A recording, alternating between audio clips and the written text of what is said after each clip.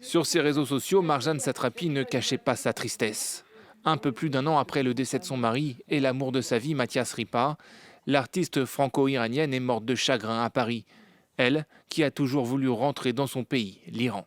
Mais quoi qu'il arrive, il faut que je meure dans mon pays. Peu importe ce qui se passe, je pense que vous êtes né dans un endroit et pour que le cycle soit parfait, il faut mourir dans cet endroit. Il faut que le reste de mon corps fasse partie de cette terre. Donc, même morte, j'y retournerai, mais j'y retournerai.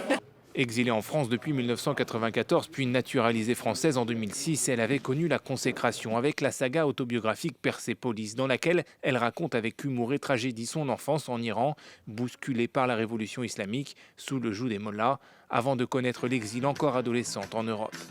4 volets qu'elle décline au cinéma en 2007.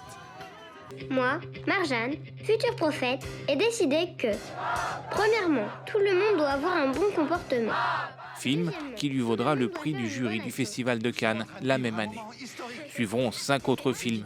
Même si elle le reconnaît elle-même, elle n'a jamais voulu faire de cinéma. Normalement, les adaptations des livres, c'est pas super. Et les adaptations des livres faits par l'auteur, c'est catastrophique. Voilà, donc j'étais persuadée que j'allais faire le pire film du monde. Et en même temps, une petite voix me disait... On te paye pour que tu apprennes un nouveau métier. Donc, il faut être bête de refuser ça. C'est seulement comme ça que j'ai commencé à faire du cinéma. Ce n'était pas du tout un rêve. Et puis, après, je me suis rendu compte que le cinéma, c'est une machine à créer de la compassion et de l'empathie. Adversaire acharnée des autorités iraniennes, elle était de tous les rassemblements du mouvement Femmes, Vie, Liberté. Elle avait refusé la Légion d'honneur en 2025 pour dénoncer l'attitude hypocrite de la France vis-à-vis de l'Iran, son pays natal, qu'elle n'aura jamais revu.